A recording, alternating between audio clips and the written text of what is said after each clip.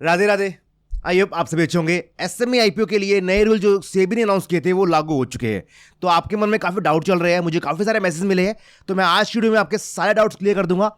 कैसे अलॉटमेंट होने वाला है, कितने लॉट्स मिलने वाले हैं स्मॉल एचएनआई में, बिग एचएनआई में, रिटेल कैटेगरी में, ठीक है। अलग अलग ब्रोकर्स के अंदर, बैंक के अंदर अभी तक सिस्टम अपग्रेड नहीं हुआ है, तो क्या वहां पे वन लॉट सप्लाई हो रहा है, रिटेल शो नहीं कर रहा है। तो आपका जो भी डाउट चल रहे हैं एसएमई आईपीओ नए रूल के रिगार्डिंग, जो भी आपके डाउट चल रहे हैं ना, वो मैं आज की वीडियो में आपको सॉल्व करने वाला हूं। बस आप वीडियो में एंड तक बने रहना। देखिए, एसएमई आईपीओ के जो सेबी ने नए रूल लागू किए ना, उसकी मैंने एक वीडियो बना रखी है, तो पहले आप वो देख लेना, ठीक है। वहां मैंने बात करा कि क्या क्या रूल सेबी ने चेंज किए। अगर आपने वो देखी नहीं है तो डिस्क्रिप्शन में मैं वीडियो का लिंक मेंशन कर रहा हूं, वो आप जरूर चेक कर लेना एक बार। मैंने वहां पे पूरा सर्कुलर शो कर दिया आपको क्या क्या रूल्स चेंज किए गए हैं। अब बात करते हैं कुछ कुछ डाउट्स के बारे में। पहली बात तो ये कि अब नए रूल्स के अंदर आपको कैटेगरी 3 बन चुकी है, रिटेल कैटेगरी, स्मॉल एचएनआई और बिग एचएनआई। रिटेल कैटेगरी को मिनिमम 2 लॉट अप्लाई करना होगा, मिनिमम मैक्सिमम सेम ही है। रिटेल कैटेगरी आपको अप्लाई करनी है तो आपको 2 लॉट से अप्लाई करना होगा। 2 लॉट का मतलब कम से कम 2-2.5 लाख 3 लाख की एप्लीकेशन बनेगी आपकी, तो उससे आपको अप्लाई करना होगा।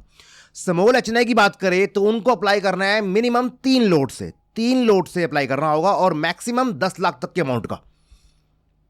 समझ गए? 3 लॉट से लेके 10 लाख तक के अमाउंट के अंदर 8 या 9 लॉट बनेंगे। मोस्ट केसेस में 8 ही बनेंगे, कई में 9 बन सकते हैं। तो 3 लॉट से लेके 10 लाख तक की अमाउंट तक जितने लॉट्स बनते हैं आप उसके बीच में कहीं भी अप्लाई कर सकते हो, ठीक है। और बिग एचएनआई की बात करते हैं तो वहां पे आपका जो अप्लाई है वो मिनिमम 10 लाख से होगा, मिनिमम 10 लाख से होगा। 10 लाख से ऊपर जो भी जितने लॉट बनते हैं, 9 लॉट बनेंगे या 10 बनेंगे, जो बनेंगे आपको उससे अप्लाई करना होगा। इतना क्लियर हो गया है। अब अभी तक क्या हो रहा था ना कि एसएमई आईपीओ के अंदर आपका जो अलॉटमेंट है वो हो रहा था प्रपोर्शन बेस के ऊपर। एचएनआई कैटेगरी में जो जितने ज़्यादा एप्लीकेशन लगाएगा, जितने ज़्यादा नंबर ऑफ लोड्स लगाएगा, उसके चांसेस उतने बढ़ जाएंगे अलॉटमेंट मिलने के। बट अब ऐसा नहीं होगा। अब पूरा सिस्टम हो गया लॉटरी बेस के ऊपर।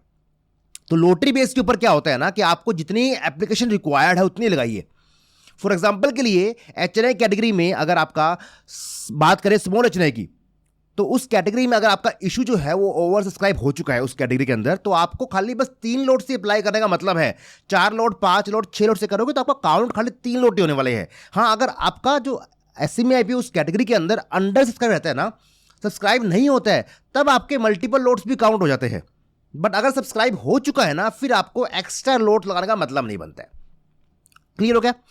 अब यहां पर बात आती है कि रिटेल कैटेगरी में जो अलॉटमेंट मिलेगा वो कितने लोट का मिलेगा और स्मॉल एचएनआई, बिग एचएनआई में कितने लोट्स का मिलेगा। तो रिटेल कैटेगरी में जो अलॉटमेंट है वो आपको मिलेगा 2 लोट का। आपने अप्लाई 2 से किया है, अगर आपका नंबर आता है लॉटरी में तो आपको 2 लोट का अलॉटमेंट मिल जाएगा। वहीं बात करें स्मॉल एचएनआई, बिग एचएनआई के अंदर, वहां पे स्मॉल एचएनआई आपने अप्लाई 3 लोट से किया है और बिग एचएनआई आपने अप्लाई मल्टीपल लोट से किया होगा 10 लाख से ऊपर अमाउंट से, तो आपको स्मॉल एचएनआई और बिग एचएनआई में जो अलॉटमेंट है वो मिलेगा आपको मिनिमम 3 लोट का। 3 लोट आपको मिल जाएंगे। जिसका भी नंबर आता है लॉटरी बेस के अंदर उसको 3 लोट तो नहीं मिलने हैं। डाउट क्लियर हो गया? अब यहां पे आप पूछोगे सर हमें मान लो 2 लोट मिल चुकी है रिटेल कैटेगरी में, तो क्या हमें दोनों को इकट्ठे सेल करना है? नहीं। एसएमई आईपीओ में काम जो होता है ना, लिस्टिंग के बाद में लोट्स में होता है। तो आपको ऐसा नहीं है कि 2 लोट सेल करने, नहीं। आप चाहो तो 1 लोट सेल कर दो, चाहे 2 लोट सेल कर दो, मतलब आप उसमें सिंगल लोट भी सेल कर सकते हो, ठीक है। तो 2 लोट आपको मिलेंगे रिटेल कैटेगरी में अलॉटमेंट के बाद में, तो आप उसको अलग अलग भी बेच सकते हो, साथ में बेच सकते हो, वो मर्जी आपकी है। अब रिजर्वेशन कितना कितना होगा वो क्राइटेरिया सेम है जो आपका मेन बॉडी में होता है कि टोटल आईपीओ साइज का 15%, 15% मिलेगा एचएनआई वालों को, जिसमें से 5% होता है स्मॉल एचएनआई के लिए और बिग एचएनआई कितना होता है? 10% होता है। वही सेम है। रिटेल कैटेगरी का भी सेम रखा गया है कि रिटेल कैटेगरी को टोटल आईपीओ साइज का 10% से लेके 35% के बीच का पार्ट मिलने वाला है। कि क्या अभी जो एसएमई आईपीओ ओपन है उन सब में रूल लागू हो गया है? जी हाँ। आज ये टाइम जो रिकॉर्डिंग कर रहा हूं मैं वो है 6 जुलाई का। 6 जुलाई को अभी 3 एसएमई आईपीओ ओपन है और तीनों ही एसएमई आईपीओ के अंदर आपके पास में न्यू रूल फॉलो हो चुका है। सेबी ने डेडलाइन दी थी कि 1 जुलाई के बाद में जो भी आईपीओ ओपन होंगे, जिनकी भी डिटेल आएगी, वो आपके पास में सभी न्यू रूल फॉलो करेंगे। अब आपका एक डाउट और चल रहा था कि सर हम अप्लाई कर रहे हैं ब्रोकर के अकाउंट से या नेट बैंकिंग में, वहां तो ऑप्शन ही नहीं आ रहा है। देखिए, पहली बात तो ये, अब रिटेल कैटेगरी का नाम नहीं होगा। रिटेल कैटेगरी को नाम बदल के कर दिया गया है इंडिविजुअल। ये एक पॉइंट काफी इंपॉर्टेंट है।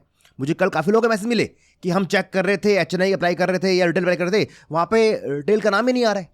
जो कैटेगरी का ऑप्शन आता है रिटेल नाम नहीं आ रहा है, तो रिटेल का नाम नहीं आएगा, एसएमई आईपीओ में रिटेल कैटेगरी अब है ही नहीं है। एसएमई आईपीओ में अब है इंडिविजुअल कैटेगरी। इंडिविजुअल कैटेगरी कौन सी है? जो 2 लोट से अप्लाई कर सकती है। उसके बाद स्मॉल एचएनआई और बिग एचएनआई आती है।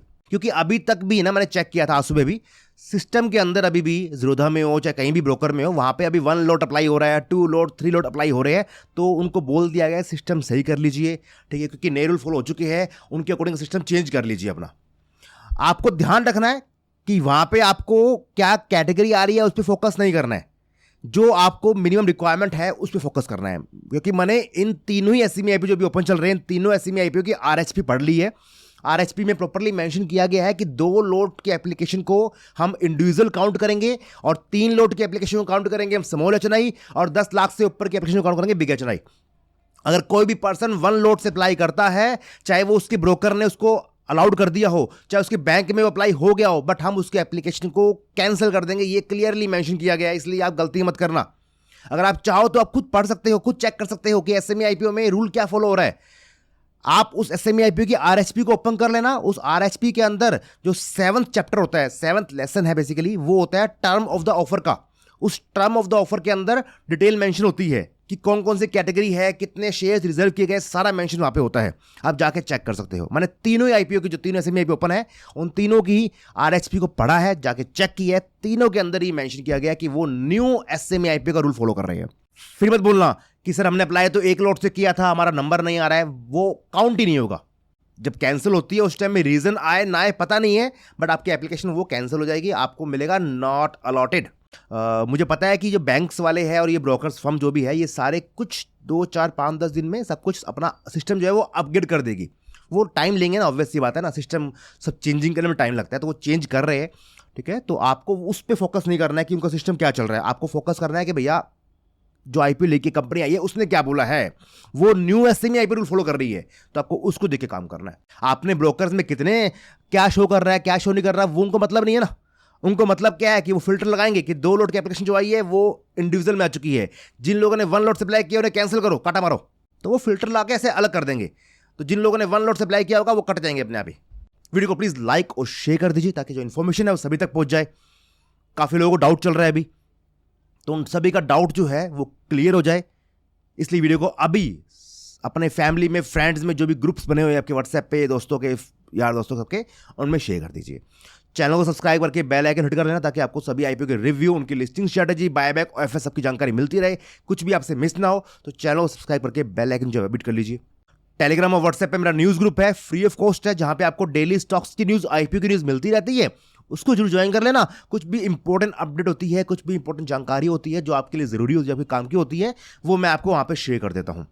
किन किन आईपीओ में शेयर होल्डर कोटा आ चुका है, किन किन आईपीओ को के शेयर्स को बाय करना है, पेरेंट कंपनी के शेयर को शेयर होल्डर कोटा के लिए, जब उनका राइट टाइम होगा ना, मैं आपको खुद इन्फॉर्म कर दूंगा। 2-3 साल जो बाद में आईपीओ आने वाले हैं, उनकी बात अभी करने का मतलब नहीं बनेगा कि भैया ये 50 आईपीओ है, इनके शेयर होल्डर कोटा है, ये आने वाले हैं।